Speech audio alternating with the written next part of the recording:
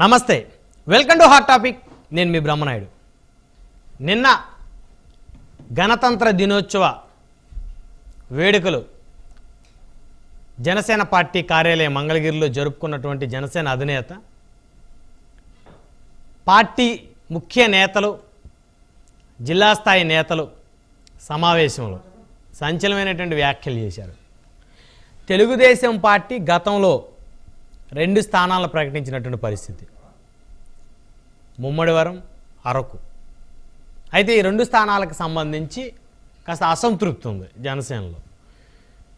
TDP Janasena కూటమి కలిసి ముందుకు వెళ్తున్న తరుణంలో కూటమికి సంబంధించి సమన్వయ కమిటీలు, సమావేశాలతో ముందుకు వెళ్తున్న కూటమి అభ్యర్థులను పొత్తులో డిక్లేర్ చేసేటప్పుడు ఇరు పార్టీల అధినేతలు కలిసి డిక్లేర్ చేయటం పొత్తులో ఒక ధర్మం, ఒక ఆనవాయితీ. సో తెలుగుదేశం దాన్ని పట్టించుకోకుండా సీట్లు ఏదైతే ప్రకటించిందో జనసేన అధినేత దాని మీద అయితే కాస్త అసంతృప్తి చెందారని చెప్పొచ్చు. చంద్రబాబు నాయుడు గారికి ఒత్తిళ్ళు ఉన్నాయి కాబట్టి సో ఆయన ప్రకటించారు. మరి ఆయనకు ఒత్తిళ్ళు ఉంటే నాకు కూడా ఖచ్చితంగా ఒత్తిళ్ళు ఉంటాయి, అందులో ఎలాంటి డౌటు లేదు. కాబట్టి నేను కూడా 2 స్థానాలను ప్రకటిస్తున్నానంటూ రాజోలు, అదేవిధంగా రాజానగరం, రిపబ్లిక్ డే రోజున రాజోలు, రాజానగరం 2 ప్రకటించిన పరిస్థితి ఉంది. సో RRR ఆయన సెంటిమెంట్ అని రిపబ్లిక్ డే రోజున రాజోలు, రాజానగరం. ఆ ప్రకటనతో జనసేన శ్రేణుల్లో ఒక ఉత్సాహం చాలా క్లియర్గా జనసేన అధినేత నేను చెప్పిన మాటలు, మొదటి నుంచి ఆయన చెప్తున్న మాటలు, గౌరవప్రదమైన పొత్తులకు మాత్రమే జనసేన ముందుకు వెళ్తుంది. గౌరవం ఎక్కడ తగ్గినా ఖచ్చితంగా వెనక్కి వచ్చేటువంటి పరిస్థితులు ఉన్నాయనేది దీని అర్థం. 1/3 స్థానాల్లో జనసేన పోటీ చేస్తుందని నిన్న జనసేన అధినేత చెప్పారు. అంటే 1/3 ఉన్న 175 నియోజకవర్గంలో 1/3 స్థానాలు పోటీ చేస్తుందని చాలా క్లియర్గా చెప్పారు. దాదాపు 60 స్థానాలు ప్లస్ 60 నుంచి 70 స్థానాలు పోటీ చేసేటువంటి అవకాశం ఉందని మొదటి నుంచి కూడా జరుగుతున్నటువంటి చర్చ. కేఎస్ఎస్ వ్యవస్థాపక అధ్యక్షులు హరిరామ జోగయ్య గారు సైతం కూడా ఎక్కడెక్కడ బలమైన అభ్యర్థులు ఉన్నారు, ఎవరు ఇంట్రెస్ట్గా ఉన్నారని చెప్పేసి నియోజకవర్గానికి 1, 2, 3 పేర్లను ఆయన రికమెండ్ చేసినటువంటి పరిస్థితి. సో నిన్న ప్రకటనతో టీడీపీ జనసేన మధ్య ఎలాంటి బంధం ఉంది అనే దాని మీద అయితే ఖచ్చితంగా చర్చించాల్సినటువంటి అవసరం. అయితే ఎక్కడా కూడా తెలుగుదేశం శ్రేణులు ఎక్కడా కూడా దీనికి సంబంధించి అభ్యంతరం వ్యక్తం చేయలేదు. జనసేన శ్రేణులు కూడా ఎక్కడా కూడా తెలుగుదేశాన్ని ఎక్కడ విమర్శించిన పరిస్థితి. కానీ అధికార వైసీపీ మాత్రం టీడీపీ జనసేనకి మధ్య పొత్తులు చెడిపోయినాయి, ఇద్దరి మధ్య బ్రేక్ వచ్చేసిందంటూ వారికి సంబంధించినటువంటి సామాజిక మాధ్యమాల్లో విపరీతంగా ప్రచారం చేసుకున్న పరిస్థితి. అయితే ఇక్కడ ఒకటి క్లారిటీగా ఆలోచించాల్సినటువంటి అంశం, జనసేన అధినేత ప్రకటించినటువంటి 2 స్థానాలు కనుక చూస్తే, ఒకటి రాజోలు, ఇంకోటి రాజానగరం. రాజోలు నియోజకవర్గంలో జనసేన పార్టీ గెలిచినటువంటి సీటు 2019లో జనసేన గెలిచిన ఏకైక సీటు. ఖచ్చితంగా ఆ నియోజకవర్గంలో జనసేన పార్టీ పోటీ చేస్తుంది, పొత్తులో అయినప్పటికీ సరే, అందులో ఎలాంటి డౌట్ లేదు. 2 రాజానగరం. రాజానగరం నియోజకవర్గంలో జనసేన పార్టీ ఇటీవల కాలంలోనే దూకుడు పెంచిన పరిస్థితి. 2019లో తెలుగుదేశం అభ్యర్థిగా అప్పుడు పెందుర్తి వెంకటేష్ మాజీ శాసనసభ్యులు ఓడిపోయిన తర్వాత ఇన్యాక్టివ్ అయిన పరిస్థితి, ఎక్కడా కూడా ఆయన ప్రస్థానం కనిపించలేదు 5 సంవత్సరాలు.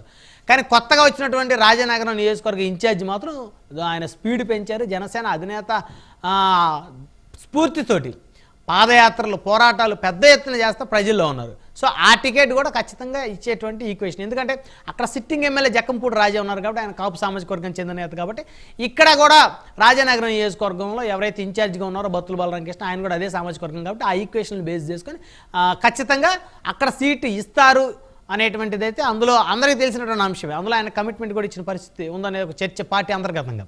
సో కాబట్టి తెలుగుదేశం స్థానాలేమి జనసేన అధినేత ప్రకటించలేదు. మంగళగిరి లేకపోతే కుప్పమో లేకపోతే ఇంకో స్థానాలు ప్రకటిస్తే నిజంగా ఇక్కడ పొత్తు విచ్ఛిన్నం అవుతుందని చెప్పేసి అనుకోవాల్సినటువంటి అంశం. జనసేన ఆల్రెడీ బలంగా ఉన్న స్థానాలు ఒక స్థానం గెలిచిన స్థానం కాబట్టి జనసేన అధినేత ప్రకటించారు కాబట్టి ఇక్కడ వారి ఇరువురు మధ్య అభిప్రాయ భేదాలు రాలేదు అని చెప్పడానికైతే ఇదైతే ఖచ్చితంగా ఒక నిదర్శనంగా చెప్పొచ్చు. మొత్తానికి వైసీపీ ఆశలు అయితే ఫలించినట్లేదు. కానీ మరి భవిష్యత్తులో ఈ పొత్తుల అంశం ఏదైతే ఉందో కూటమికి సంబంధించి 1/3 స్థానాలు ఏ విధంగా జనసేన పోటీ చేయబోతా ఉంది, మరి మిగతా స్థానాలు ఇప్పుడు ఆల్రెడీ టీడీపీ 2 ప్రకటించింది, జనసేన 2 ప్రకటించింది. మిగతా 171 స్థానాల్లో ఒకటి జనసేన అధినేత, 2 నారా లోకేష్ గారు, చంద్రబాబు గారు, ఈ ముగ్గురు కనుక పక్కన పెట్టేసి రిమైనింగ్ ఉన్నటువంటి 168 స్థానాలు మరి ఇరు పార్టీల అధినేతలు కూర్చొని చర్చించుకొని ప్రకటించినప్పుడు మాత్రమే ఈ పొత్తు అర్థవంతంగా ముందుకు వెళ్తుందనేది రాజకీయ విశ్లేషకుల అభిప్రాయం. సో ఈ అంశాలన్నీ చర్చిద్దాం. ఇదే వాళ్ళ హాట్ టాపిక్. ఈ హాట్ టాపిక్లో మనతో పాల్గొంటాం కోసం డాక్టర్ మాధవరెడ్డి గారు, జనసేన పార్టీ సీనియర్ నాయకులు మనతోటి స్టూడియోలో అందుబాటులో ఉన్నారు. అదేవిధంగా సజ్జా అజయ్ కుమార్ గారు, Telugu Desam party youth wing president మనతోటి జుమ్కాలో అందుబాటులో ఉన్నారు. అదేవిధంగా తిరుత్తు వేణుగోపాల్ గారు, వైఎస్ఆర్ కాంగ్రెస్ పార్టీ సీనియర్ నాయకులు మనతోటి జుమ్కాలో అందుబాటులో ఉన్నారు. రైట్, ముందుగా సజ్జా అజయ్ గారితో మాట్లాడడం, తెలుగుదేశం పార్టీ నాయకులు. అజయ్ గారు, గుడ్ మార్నింగ్ అండి. గుడ్ మార్నింగ్ బ్రహ్మనాయుడు గారు, మీకు ప్యానల్ ఉన్న పెద్దలకి. ఏంటి అజయ్ గారు, వికటించిందా పొత్తు? ఏమన్నా వికటించే పరిస్థితి కనబడుతుందా? పొత్తు వికటించాలి అని చెప్పేసి విషపూరితమైన వైఎస్ఆర్సీపీ పార్టీ తహతహలాడిపోతుంది, బాగా ఉబలాట పడిపోతున్నారు. వీళ్ళిద్దరు పొత్తుని ఇప్పుడు విడదీయాలి, వీళ్ళిద్దరు కొట్టుకుంటే చూడాలి, వీళ్ళిద్దరు విడిపోతే నేను ప్రశాంతంగా సీఎం సీట్ లో కూర్చోవచ్చు అని ఆయన చాలా కలలు కంటున్నాడు. బట్ అంత సినిమా లేదు ఇక్కడ. పొత్తు ఎప్పుడు కూడా వికటించదండి. నిన్న పవన్ కళ్యాణ్ గారు చాలా స్పష్టంగా చెప్పారు. ఇప్పుడు మొన్న Telugu Desam party Mandapeta seat announce చేసింది అంటే 2009 నుంచి మొన్న 2019లో కూడా మండపేట సిట్టింగ్ స్థానం. పవన్ కళ్యాణ్ గారికి కూడా తెలుసు. బట్ ఏంటంటే కొన్ని స్థానాలలో కొంతమంది అభిమానులకి కొన్ని ఆలోచనలు, కొన్ని కోరికలు ఉంటాయి. బట్ పొత్తు ప్రకారం కొన్ని విషయాలలో ఏంటంటే కొన్ని సీట్లు అటు ఇటు మారుతుంటాయి. అవన్నీ కూడా ఇద్దరు నాయకులకి, చంద్రబాబు నాయుడు గారికి, పవన్ కళ్యాణ్ గారికి ఇద్దరికి తెలుసు. నిన్న పవన్ కళ్యాణ్ గారు కూడా తనను నమ్మిన కార్యకర్తలకి, తనను ప్రేమించే అభిమానులకు అర్థమయ్యేలాగా నిన్న గణతంత్ర దినోత్సవం రోజు చాలా అద్భుతంగా చెప్పడం కూడా జరిగింది. దాని మీద పొత్తు ధర్మం కొన్ని ఉంటాయి. 40 ఏళ్ళు రాజకీయం ఉన్న వ్యక్తి, ఒక సింగిల్ హ్యాండ్ మీద తెలుగుదేశం పార్టీ నడిపిస్తున్న వ్యక్తి చంద్రబాబు నాయుడు గారు. కాబట్టి కొన్ని ఆబ్లిగేషన్స్ ఉంటాయి అతనికి కూడా. బట్ అవన్నీ కూడా మేము కూర్చొని మాట్లాడుకుంటామని చాలా క్లారిటీగా తేట తెల్లం కూడా చేయడం జరిగింది బ్రహ్మనాయుడు.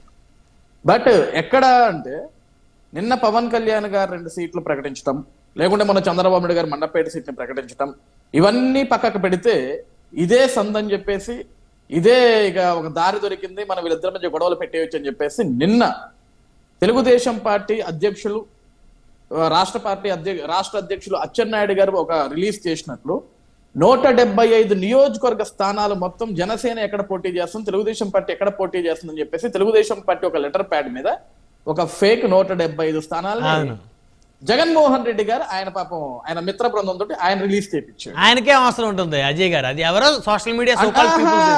ఒకటి బ్రహ్మనాయుడు గారు, నేను ఏది కూడా వేగ్ గా చెప్పనండి, అవసరం ఆయనకే. ఇప్పుడు ఎందుకంటే ఆయన సీట్లు ఆయన అనౌన్స్ చేసుకుంటున్నాడు. ఆయన అనౌన్స్ చేసుకునే సిచ్యువేషన్ లో కొంతమంది ఎమ్మెల్యేలు జారిపోతున్నారు. ఈ రోజు గౌరవ ఎంపీలు దాటి వచ్చేస్తున్నారు పార్టీని. ఆ పార్టీలోకి ఎవడు ఉంటాడో ఎవడు ఓడతాడో కూడా తెలియట్లేదు. కానీ ఇక్కడ స్పష్టంగా ఉంది ఎవరు అంటే, ఒక పక్క తెలుగుదేశం, ఒక పక్క జనసేన చాలా స్పష్టంగా ఉన్నారు. ప్రజలకు కూడా చాలా స్పష్టంగా సమాధానం చెప్తున్నారు. ఎక్కడి నుంచి ఎవరు వస్తారనే విషయాన్ని, ఏ విధంగా ఆంధ్రప్రదేశ్ రాష్ట్రంలో తెలుగుదేశం పార్టీ జనసేన గెలవబోతుందన్న విషయం కూడా ప్రజలకు చాలా క్లారిటీగా వీళ్ళిద్దరం చెప్పడం కూడా జరుగుతుంది. ప్రతిరోజు కూడా ప్రజలకు గుర్తు చేస్తున్నారు. ఈ లిస్ట్ రిలీజ్ చేయడంలో జగన్మోహన్ రెడ్డి గారికి అవసరం ఏంటని మీరు అడుగుతున్నారు. అవసరం ఆయనకే కదా, మా పొత్తు విడదీయాలని, మా మధ్య గొడవలు పెట్టాలని. ఇప్పుడు ఆయనకు అవసరం లేకపోతే బ్రహ్మనాయుడు గారు నిన్నటి నుంచి వైసీపీ పార్టీలో ఉన్న చాలా మంది మేధావులు, చాలా మంది నాయకులంతా కూడా మా పొత్తులో మేము టికెట్లు ప్రకటించుకుంటున్నాం. ఇప్పుడు నిన్న పవన్ కళ్యాణ్ గారు ప్రకటించింది ఎవరి సీట్లు అండి? వైసీపీ సీట్లు ప్రకటించారా? కాదు కదా. జనసేన పార్టీకి వాళ్ళ అభ్యర్థులకు సంబంధించిన సీట్లు ప్రకటించాడు. మన చంద్రబాబు నాయుడు గారు వైసీపీ సీట్లు ప్రకటించాడా? కాదు కదా. తెలుగుదేశం పార్టీకి సంబంధించిన అభ్యర్థుల లిస్టు ప్రకటించాడు. మేమిద్దరము మాకు ఒక క్లారిటీ ఉండి మేము టికెట్లు పంచుకుంటుంటే, మేము టికెట్లు ప్రకటించుకుంటుంటే వీళ్ళకి ఎందుకు సారి ఆనందం, ఎందుకంత ఆతృత? పరుగులు పెడుతున్నారు. అసలు పొత్తు ధర్మం లేదు, ఏ ధర్మాన్ని పాటించరు, అయిపోయింది, ఇంకా అసలు మొత్తం స్మాష్ కథం అయిపోయారు, వీళ్ళిద్దరి మధ్య ఏది ఉండదు. వీళ్ళకి ఎందుకు సార్ కంగారే ఉంది? తినబోయే ముందు రుచి ఎందుకు? ముందుంది ముసళ్ళ పండగ, ఇందులో కంగారు ఏమీ లేదు. ఇన్ఫ్రెంట్ తెలియదు క్రొకడైల్ ఫెస్టివల్. జగన్మోహన్ రెడ్డి గారు ఆ ఫెస్టివల్ చూడబోతున్నారు. త్వరలో రాష్ట్ర ప్రజానికం, తెలుగుదేశం పార్టీ, జనసేన పార్టీ కూడా చూపించబోతుంది జగన్మోహన్ రెడ్డి గారికి ఫెస్టివల్స్ ఎలా ఉంటాయి అనేది. ఈరోజు ఎంతసేపటికి ఏంటంటే జగన్మోహన్ రెడ్డి గారికి ఈ గడిచిన 4 సంవత్సరాల 9 నెలల తన పరిపాలనలో ఆయనకు తెలిసింది ఒక్కటే: విడదీయటం, గొడవలు పెట్టడం, కులాల మధ్య, మతాల మధ్య, ప్రాంతాల మధ్య చిచ్చులు పెట్టి వీళ్ళందరూ కొట్టుకు సస్తే ఆయన ప్రశాంతంగా తాడేపల్లి ఇంట్లో కూర్చొని బట్టలు నొక్కుతూ నేను రాష్ట్రం కోసం యుద్ధమే చేస్తున్నా అని చెప్పే వ్యక్తి జగన్మోహన్ రెడ్డి గారు. ఈ రోజు ఒకటి ఎక్కడో దాకా ఎందుకు బ్రహ్మనాయుడు గారు ఇందాక అంబటి రాంబాబు గారు ఒక గంట ముందు ఒక ట్వీట్ వేసాడు, కొత్త ధర్మం పాటించడం ఆయన ఏ ధర్మం అసలు వీళ్ళకెందుకు అవును, సార్ అవును, అది ఆయన ఏ ధర్మం పాటించాడు తెలుసుకో తమ్ముడు అనేదో నిన్న కూడా ట్వీట్ చేశాడు. అదే ఇప్పుడు పాపం పవన్ కళ్యాణ్ గారి మీద ఎంత ప్రేమో అంబటి రాంబాబు గారికి, తెలుసుకో తమ్ముడు అని ఈ రోజు తమ్ముడు అని చెబుతుండు. మొన్నటి దాకేమో ఆ తమ్ముడి మీద యుద్ధం చేసిండు, ఎగిరిండు, అసలు ఎవరైనా ఎవరైనా అని చెప్పి రోడ్డు అమ్మటంతా పడి ఓ పరుగులు పెట్టాడు. ఈ రోజు తమ్ముడు గుర్తొచ్చాడు. వీళ్ళకి ఒక్కటి బ్రహ్మనాయుడు గారు ఏంటంటే చంద్రబాబు నాయుడు గారు పవన్ కళ్యాణ్ గారు కలిసి వెళ్ళటం వీళ్ళకి ఇష్టం లేదు. మొదటి ఒకటి నుంచి జగన్మోహన్ రెడ్డి గారికి నిద్రలో కూడా కల వచ్చేస్తుంది ఆయనకి. సరే ఆయన నిద్ర కూడా పోవట్లేదు నాకు ఇష్టంత వరకు ఆయన, ఎందుకంటే వీళ్ళిద్దరూ కలిసి ముందుకు వస్తే అతనికి అర్థమైపోయింది. ఎక్కడో దాకా ఎందుకు బ్రహ్మనాయుడు గారు నిన్న ఇండియా టుడే ఇంటర్వ్యూలో ఆయన ఓపెన్ గా చెప్పారు, నేను ప్రజలకు చేయాల్సింది చేశాను, ఇక ప్రజలు నమ్మటం నమ్మకపోవటం వాళ్ళ ఇష్టం, నేను ఉన్నా దిగినా నాకు వచ్చిన ఇబ్బంది ఏమీ లేదు అని. సేమ్ డైలాగ్ మన తెలంగాణ ఎలక్షన్స్ లో కేసీఆర్ గారు చెప్పారు, నేను ఇక్కడ ఉన్నా ఇక ఫామ్ హౌస్ లో కూర్చున్నా నాకు వచ్చిన ఇబ్బంది ఏమీ లేదు అని. ఆయన క్లారిటీ వచ్చింది, ఆయన ఇంటికి పోయాడు ఫామ్ హౌస్ కి. ఈయనకు కూడా క్లారిటీ వచ్చింది, ఈయన కూడా హైదరాబాద్ వెళ్ళిపోతాడో మరి ఇక్కడి నుంచి బెంగళూరు వెళ్ళిపోతాడో లేకుంటే ఇంకెక్కడైనా కొత్త బిల్డింగ్ కట్టుకుని అక్కడికి వెళ్ళిపోతాడు అనేది జగన్మోహన్ రెడ్డి గారికే తెలియాలా. ఒకటి బ్రహ్మనాయుడు గారు తెలుగుదేశం పార్టీ జనసేన పార్టీ చాలా స్పష్టంగా ఉన్నారు, చాలా క్లారిటీగా ఉన్నారు. చంద్రబాబు నాయుడు గారు పవన్ కళ్యాణ్ గారు చాలా స్పష్టంగా ఉన్నారు. రేపొద్దున ఆంధ్రప్రదేశ్ రాష్ట్రంలో తెలుగుదేశం పార్టీ జనసేన పొత్తుతోటే మేము అధికారాన్ని ఫామ్ చేయబోతున్నాం. ఈ ఆంధ్రప్రదేశ్ రాష్ట్రం నుంచి ఈ జగన్మోహన్ రెడ్డి గారి పరిపాలన తరమనున్నాం. రైట్ రైట్ మళ్ళీ వస్తానండి. మనతోటి తిరుత్తూరి వేణుగోపాల్ గారు ఉన్నారు.